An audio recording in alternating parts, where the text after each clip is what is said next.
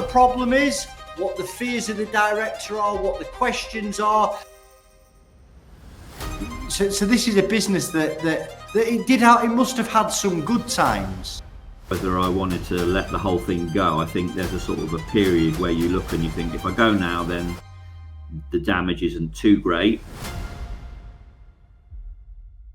Hello, welcome back to the Director First podcast, which we do on YouTube. We then cut it all up and send it out to all our other social media platforms. Obviously, I'm the host of the show, Chris Worden, and today we are joined by another director, Mem, who got in touch with us, I think it was last week, with some issues around his company and some advice that he wanted on potential options. And that's what we're doing on this channel. We're going to be inviting some directors who are happy to sort of stick their head above the parapet a little bit, so you guys out there can learn from real life situations what the problem is, what the fears of the director are, what the questions are, and hopefully the solutions to the problems. So, Mem, thank you very, very much for joining us today, and being willing to sort of stick your head up and saying, you know, I've got some issues and I need some help. It's not a problem. I'm more than happy to. I think that anything that helps people get through what can be quite a difficult process, I'm happy to do. Fabulous. Well, I mean, could we start off, Mem, could you go through what the problems have been for your business? You know, what are the issues that you're facing right now? I think it for me, it was about a mentality when starting the business. Obviously, you want the success of seeing it through. I wasn't desperate for, sort of big sums of money, and that wasn't my goal. It was to have a successful business that provided a really good service, and reinvest in the business and maybe grow it a bit. So that was the original intention. In the end, it turned into a long-standing battle for me to make ends meet. Then there's the responsibility to your team, there's the responsibility to your clients. And I suppose I come from an era where maybe we take that responsibility in a very heartfelt way. So for a good few years, I fought the battle. But I got to about the year before last, I set myself a target. I agreed it with the franchisor that I was working with. And I said, if I can't make this, then it's time for me to go.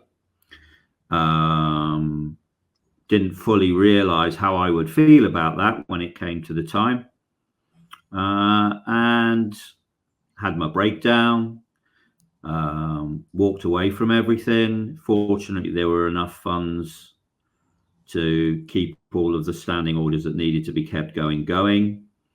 And then quite recently, when I started looking, I realized there was a point of realization where I couldn't carry on like this. And that's when I started searching and came across Chris, yourself, and decided, after conversation with several other operators, to go with yourself, really. That's what's happened so far to date. Well, I think it's worth noting as well is your business had been trading for, well, it was over 10 years. It wasn't a new start, was it? I think it was incorporated back in October 2011. And, if we look at the... Yeah. So this is a business that it must have had some good times.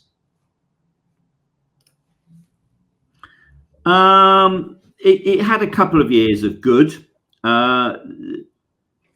Basically, I mean, without going into all of the mistakes, I started a new business in a new area that I had no knowledge of, hence the franchise.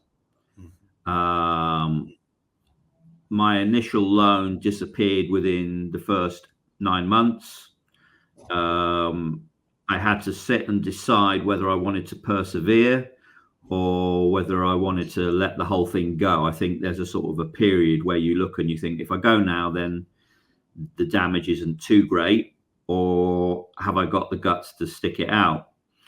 So I have. I had the guts to stick it out. We had successes through the years, yeah, but they weren't huge successes, and they certainly weren't enough to set off that initial debt. And to be honest, from the outset, from the time that I lost that sum of money, there was no recovery really. But what I should have done was, a smarter guy who was more knowledgeable in the way that business works and directorship works might have written that off there and then and started from scratch with a new set of knowledge. But I didn't do that. I thought, no, I want to honor everything that I'm doing, and I hung on in there. So, years of me plowing what I'd saved in pension, borrowing from people, borrowing from other lenders, paying it back on good times, but not having enough to cover my bad times. I did that for 10 years. You're quite right, Chris. I'm a bit of a glutton for punishment. Well, there's this, a lot of people that watch this, the directors, so they get it, but I remember people, because I've had a go at a number of businesses, and that's how I got into this business. It's not about me today, but I think it's a pertinent point, so I'm going to share it. Is I have not ended up in insolvency, which is the normal route. So it's someone who's gone to be an accountant, perhaps got fed up with an accountancy, worked in an insolvency practitioner's office, maybe gone to university, passed the jib, become an insolvency practitioner. I ended up here in a very different route. I had a business that had done okay. I wasn't a millionaire, but I had a nice little living, paid a reasonable amount of tax, employed some friends, some family, and the government changed the goalposts on something that we were doing. And it was a shock decision. It was government funded, and overnight we lost an awful amount of orders, like big money orders. We had to give quite a considerable amount of deposits back to clients because we couldn't guarantee that their jobs would be fitted and commissioned before this sudden change happened. And we'd have got through that actually. But the nail in the coffin came when we realised that my first introduction to liquidation was realising somebody who'd liquidated on me owing us 200,000 quid. And that was the realisation that we're not going to get through this. So what I did, bear with me, someone's trying to get hold of me. What I did is I looked online for insolvency advice, and there was quite a lot of websites, but they never really answered any questions. They give a lot of information, but nothing that you could hang your hat on. And then I went out to visit some insolvency practitioners, and again, I just, I wasn't an idiot, man. I'm quite a streetwise lad, but I was very vulnerable, and I just didn't understand what they was asking me. And so that's how I ended up here. I've been in your side of the fence probably 8 or 9 years ago. But what I always remember is people would have this illusion that if you own your business, you're absolutely flying. What they don't realize is when you own your business, you've got to do the work, you've got to do the accounting, you've got to do the HR, you've got to do the recruitment. When we're a small business owner and there's a lot of sleepless nights, we're taking a lot of the risk for not always a lot of profit. And it only has to, like this thing that happened to us, it was out of our hands. The government changed the goalpost. We become insolvent overnight. And I spent a few months trying to figure my way out of it. But that's it. It's like a lot of people do this and think, you know what? I've had enough of it. I'm going back to a paid for job. It's not for everyone, is it? Running a bit like, I don't know about you, but I think I'd probably still have a full head of hair if I worked for someone doing the 9 to 5, you're quite right. One of the things I found, I was many years in management for a long period of time. I've managed teams. I've managed, businesses that were, £4 or £5 million businesses. I thought I was pretty smart. I thought I could do anything. I felt, I wouldn't say invulnerable, but I felt I had all the tools for the job. But I don't think anything prepares you for the weight of the responsibility that you feel when you go into directorship, because the buck stops with you 100%. You know, you can blame things and blame situations, but still, whatever the bill is, the bill comes back to the director. You know, there's no escaping that.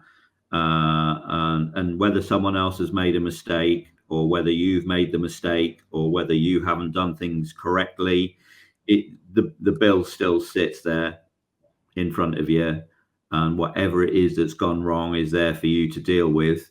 I would say, you know, I mean, all the cliches, really, you know, manage your overheads, do all of that sort of stuff. But in the reality of the situation, sometimes you have to make decisions that are risk-taking decisions. Sometimes they work for you, sometimes they don't. Some people say I was brave to do what I did. There would be various stages where I thought I was an idiot for doing what I did. But it's too late. When you're in. And I'm the kind of guy that when I go in all guns blazing. And then you start to feel a responsibility. You know, I knew my team, I knew my people, I knew my clients. I didn't want to let them down. I probably fought a lot harder than I should have. And, you know, it led me to where I am, basically. There's lots of advice that we can give out to directors, because it's a difficult scenario to be in. You know, when things aren't going your way and things happen, you really have to make hard decisions at the right time, and sometimes you don't, because you don't want to let go, and I didn't want to let go. But we're taught, aren't we? If you put, you know, do a search on YouTube, or you read a book, or you listen to a motivational speaker, they tell you that, you know, positive thoughts work, you know, all the hours God sends. But I call that the curse of the optimist in this scenario, because I remember I can only talk from my experiences. The minute that funding stopped, right, the writing was on the wall, the job was over. But I thought, if you come into my office during that time, and I was stressed out of my nuts, but if you'd have asked me, because I didn't go into liquidation for probably 3 or 4 months, and you'd have gone to me, Chris, how's it going? I'd have gone, it's fine, it's about to turn. And actually, I'd have believed it as well. I thought some things, even though the minute that announcement happened, what I should have done is made everyone redundant.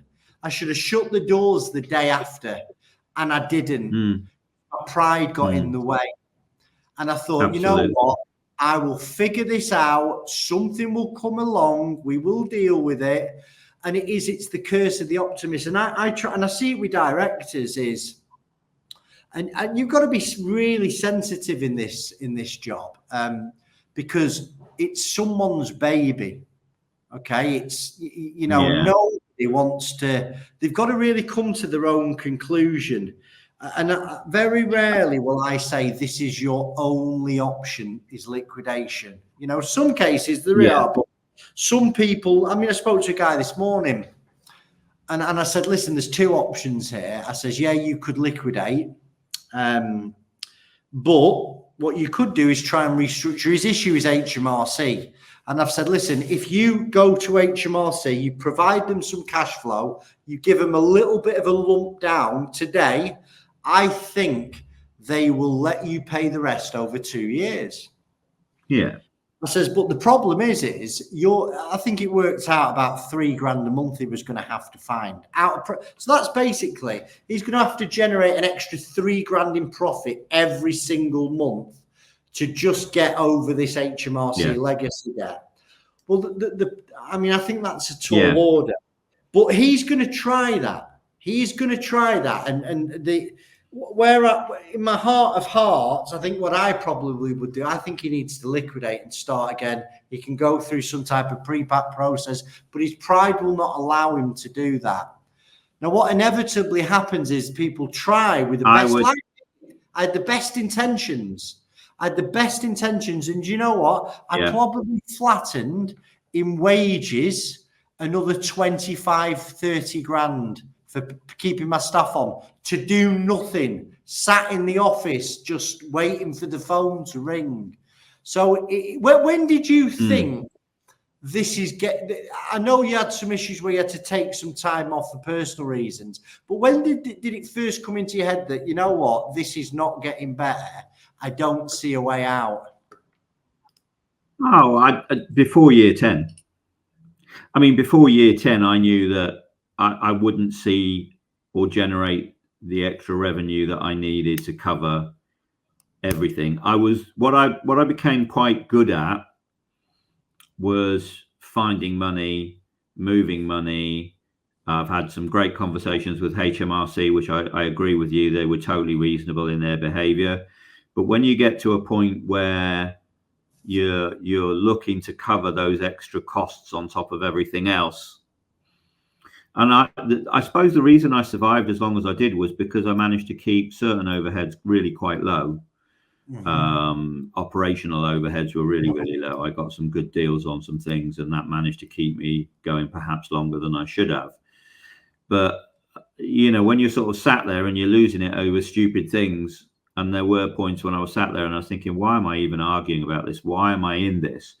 And the answer was really an element of pride, an element of determination to keep things going, an element of trying to prove certain people wrong. All of this stuff compounded with, I need to clear my debt down before I do anything, just made me want to keep on. And if it wasn't for the franchise renewal, which they're basically 5-year tranches, and by year 10, I had a running battle with the franchise in relation to lack of growth. I fought for another year prior to this American company taking over, and the American company set some parameters that ended up going countrywide in relation to, if you've been trading for so long, you should be doing this amount of money. And I knew that the writing was on the wall, but even when I knew that the writing was on the wall, you know, I still wanted to carry on. But there was a point where I just sat there and I was like, technically, I suppose I could have carried on for a bit longer, but there's a point where, you know, there's so much money in the pot, there's so much money that, you know, you can get your hands on. But when you're looking at all of that and you realize that it's all going down that drain, you know, it's a tough decision. I would say to anybody, and to the gentleman that you were, you know, sort of referring to earlier, I would say, at some point or other, you need the accountant's view, a cold, hard look. In other words, you know, on where you're at, where are you going to get your extra $3,000 profit to make that payment, you know? And there was a point where I knew that if I didn't hit a certain figure, revenue figure, on a monthly basis, then I was just chasing my tail. And quite frankly, I was just sick of it. I was ill. I was tired. And even though I fought the sale, I mean, I really fought the sale. I said yes to the sale, but I fought the sale. And everyone was tearing their hair out dealing with me, and I don't blame them. And then there was just a moment of release, and I just let it all go and gave everybody the information that they needed, and walked away, you know. Well, I mean, let's get into this now, because I know what sector you was in. Very competitive sector, really tight cash flow for people. When we spoke last week, that the main issues was, well, the business is no longer trading anymore. You do not need that limited company. And the only two creditors that we had were a bounce back loan, and there's probably some corporation tax that may be due. Or no corporation. Okay, I'll just make that. So there's just one creditor, which is the bounce back loan. Yeah. I think the balance on that is approximately 40,000. Is that right? Yeah, just under 39,200 roughly. Cool. So just for the purposes of people that are tuning in, I'm going to go into this because this is what they're really worried about. Oh my gosh, I've got a bounce back loan. What happens if I liquidate? Well, the bounce back loan, I've said this before, it was an ideal loan for borrower and lender because the borrower could borrow it, and as long as they adhered to the terms and conditions, which we're going to go into, there's no personal guarantee. You know, self-certified. The lender also got a guarantee from the government that in the event of a default, the government steps in to pay the lender back. So with yours, you had to base it on your turnover for 2019, and your turnover was clearly in the multiple hundreds of thousands. So you was entitled to take the full 50. There was no issues there. You took what you was entitled to take. You was also a trading company in 2020. So again, you was able to take the loan. The next thing that we look at from an insolvency point of view is what was that money spent on? Now, for you, Mem, what did the funds get spent on when they come into the business? So it cleared off some of the original debt for starting the business, and then the rest went into operation, basically. So I could have probably drawn more. I think I could have looked at anywhere up to about 150K, but I took the 50 because the 50 seemed sensible. And I also probably had it in the back of my mind that even if I took the 100 or the 150, all it would have done was delay the inevitable anyway. But all the money then got used in the day-to-day operation of the business. It kept me going that little bit longer. So yeah, it was just a day-to-day operation of the business, really. I thought I would say just under 50% of it was clearing down the original loan, and then the rest of it, the other 30 odd K, was in operation. And with regards to, so this was back in 2020, and the business was, how much was the business turning over? Sort of 2020, 2021, 2022? Yeah, about just under 500,000 then. I would say about sort of 450 to 480. And the business then for the next 3 years, it was actually able to pay, you know, rent, salaries, pay as you earn, bounce back loan repayments. And it just come to the point where the business was no longer the franchise. You stopped trading. And I think when you spoke to us, there was probably about there or thereabouts £10,000 cash at the bank. So yeah, that's about right. So basically, I've come to you at a point where I have no one's chasing me.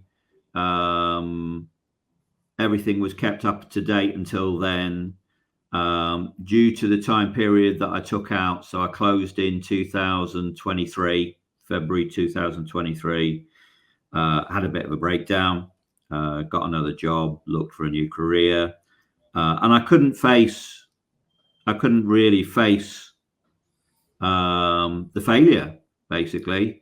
So what I did was pretend it didn't exist for a period of time, knowing that there were enough funds to be able to keep everything going and that there were no creditors coming after me. So, you know, it took me a period of time. Now I'm pretty good and I can talk about everything.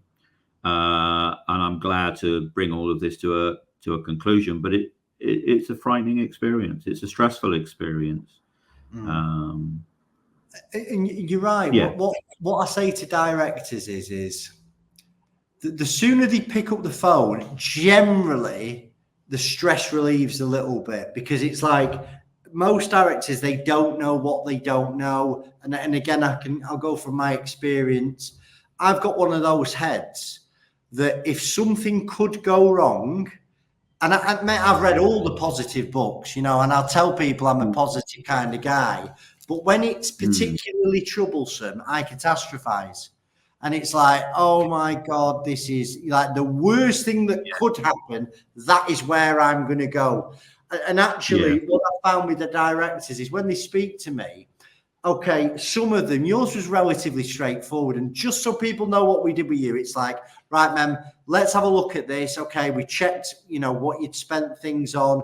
And I'm like, right, is there any overdrawn loan accounts? You sent me over what was good with you is you've got a final set of accounts. And that basically your accounts were done up until I think your accounts were done. You stopped trading in the April.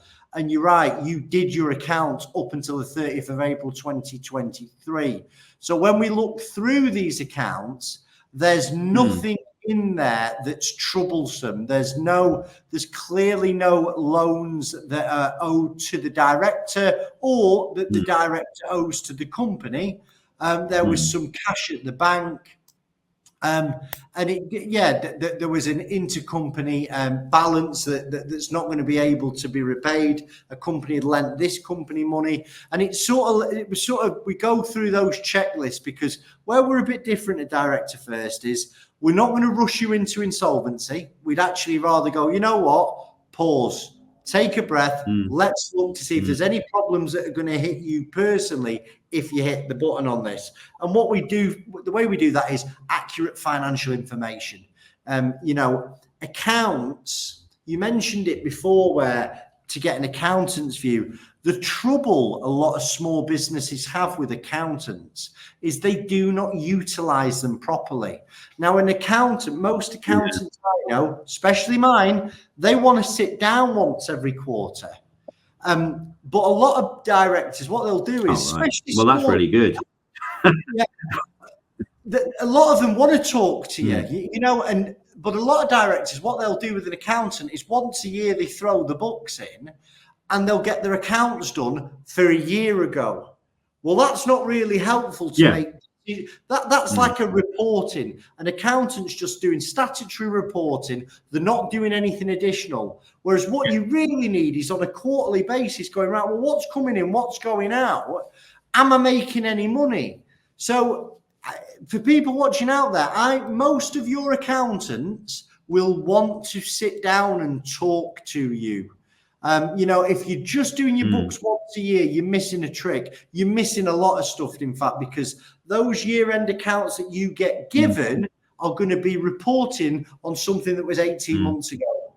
So anyway, we check with you that there's no issues with regards to personal liability. And in fact, what this is, it's a very boring burial. From our point of view. From your side, that's good news. There's nothing interesting. There's nothing complex about it. It's like you will go into liquidation. There is some cash at the bank. When an insolvency practitioner is getting appointed, they're going to try and recover assets. And they recover assets to realize money back to creditors. So that could be like vehicles. It could be money owed into the company. Or in this case, it could be cash at the bank. But this is what we class in our industry as a very straightforward wrap up or a burial. But that doesn't take away from the fact that you've never been here before, and God willing, you never go here again, because you just don't know what you don't know. And one of the things I do want to ask you, and you don't have to answer it, is I know you spoke to other firms. What made you decide to work with us at Director First? Just open, clear dialogue, I suppose. Having listened to other people, some of it was my own instinct, and the way that things were presented to me. There's one company still who continually emails me to sign the contract. Obviously, I'm not going to touch that with a barge pole, but it was. By the time I'd spoken to 2 or 3 people and 2 or 3 organizations and looked things up, I was just looking for that transparent and honest conversation, really. And I got that feeling that you were the guys, which is why I went with you. It's some of what you said. All of it rang true, but some of what you said resonated against what other people had said. So by the time I've listened to sort of like 2 or 3 other companies and listened to their take on the situation and how things would work, And then by the time I came round to you, I had enough information to make a decision. But at the same time, I just felt that our conversation, the communication, the way that we got on with each other, and we do, when you look at business, when you look at employing people, one of the things is that first contact, that instinct, and whether you feel that you're going to get on with the people that are there, and that you feel there's an honest dialogue that gives you the trust in the person. And for something like this, you gave me the confidence to let go, basically, and that's why we're here, and that's why we're having this conversation. Well, listen, I do. I really appreciate it, and we will not let you down. So, like, from my point of view, it's been great that you've come on and shared a bit of your story and sort of touched on those points that this was, people say, keep business and personal separate. It's very hard to do. It's very hard to do when you're a small business owner. There's a lot of pride involved, a lot of emotion involved, and what doesn't get talked about enough is the actual psychological impact that liquidating a business has.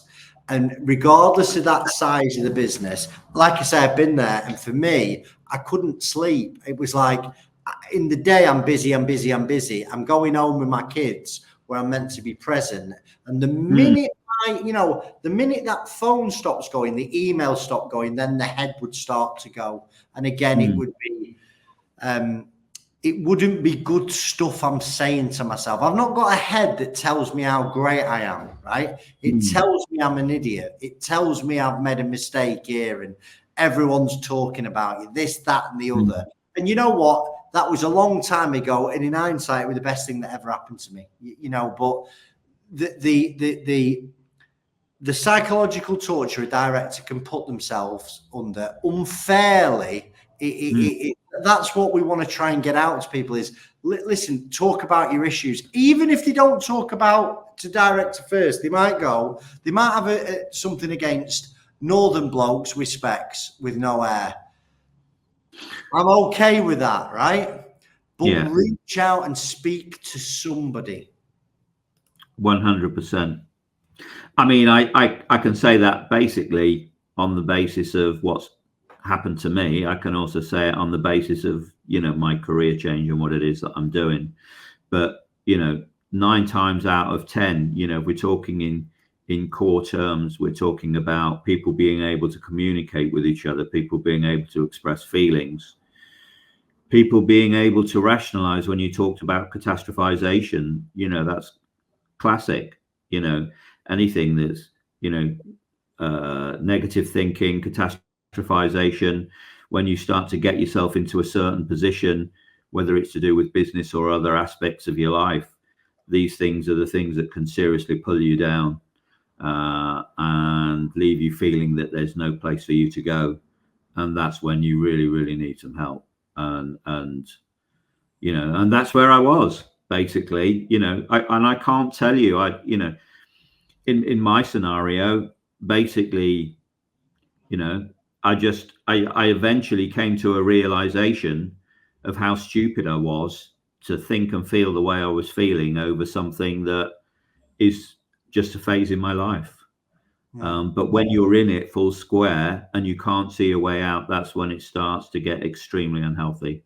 And whether it's the support of someone like yourself when it comes when we're talking about business and we're talking about that closure and the support from experts and people like yourself, or whether it's simply finding other organizations to talk to, at some point or other, you need to put a certain element of faith, trust, and openness with other people to help you open up your mind again. You get very closed-minded and you get very focused on things that seem extremely important to you, and they are at that time. And if that's what you're thinking, that's what you're thinking. There's no, whether you've got 1 degree, 2 degrees, whether you've been in the industry for I don't know how many years, whatever it is, once you're at a certain point, if you get to a stage where you can't see a way out and you don't know what the solution to your problem is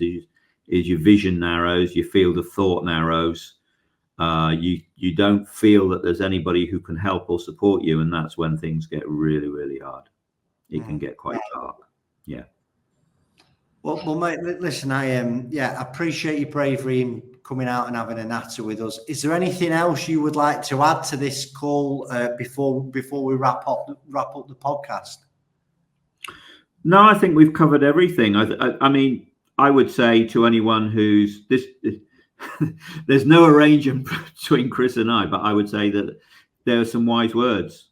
There were some wise words in relation to listening to your accountant. There were some wise words in relation to, getting outside views on your business. I do strongly believe that there's a point where you have to take a cold, hard look. Now, whether that's someone else or a mentor looking in, or wherever you get that information from, because once you're in the business, it's very hard to be dispassionate, and with the best will in the world, you can be the smartest, the greatest, and all of that sort of stuff. But when your head's not in the right place and you're in love with your business and you seriously take your responsibility heavily, then you're perhaps not the right person to make the judgment on what it is that you do next. It's as simple as that. Well, Matt, listen, once again, thank you for appearing on the podcast with us. If you're watching us out there and you want some independent advice on your situation, we offer free, no obligation, no strings advice. I will warn you, I do a lot of this content. I'm super sneaky. My hope is, if you do need to find an insolvency practitioner, you will go out there, you will consume a lot of our content. We will answer the questions that nobody else answers, and we get work from it. But if you don't, if you just want to use us as a resource, very happy with that. Mem, once again, thank you very much. God bless you, my friend. And I'm going to end the recording now.